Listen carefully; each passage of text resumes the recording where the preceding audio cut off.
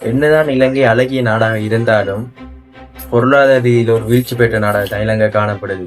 ஆனா 3000 ஆண்டுகளுக்கு முன்பு இலங்கை எவ்வாறான நாடாக இருந்தது யாருக்குன்னு தெரியுமா? வாங்க இந்த வீடியோல பார்க்கலாம். இது வரலாற்றின் உண்மைகள் பார்ட் 1 வீடியோ. 1948 இலங்கைக்கு ஆங்கிலேயர்கள் மூலம் சுதந்திரம் கிடைக்கியது. இருந்த போதிலும் பல ஆட்சி மாற்றங்கள், உள்நாட்டு கலவரங்கள் என பல பிரச்சனைகளை இலங்கை சந்திக்கின்றது.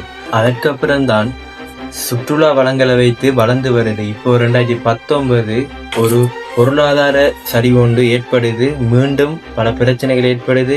பல உலக நாடுகளிடம் கடன் வாங்குது இலங்கை. ஆனா 3000 ஆண்டுகளுக்கு முன்பு இலங்கை எப்படிப்பட்ட நாடுன்னு தெரியுமா? நறுமண பொருட்களை ஏற்றுமதி செய்வதில் உலகத்திலேயே முதலிடத்தில் இருந்தது இலங்கை நாடுதான். அந்த காலத்துல உலக பணக்காரர்களான எகிப்தியர், ரோமியர் கூட நறுமண பொருட்களை ஏற்றுமதி செஞ்சு பொருளாதாரத்துல கொடிகட்டி பறந்த நாடு இலங்கை தான். இப்போ உலக நாடுகளிடம் கடன் கேட்டு இருக்கு. ஆனா ஒரு டைம்ல உலகத்துக்கே பொருளாதார உதவி செஞ்ச நாடு இலங்கை தான்.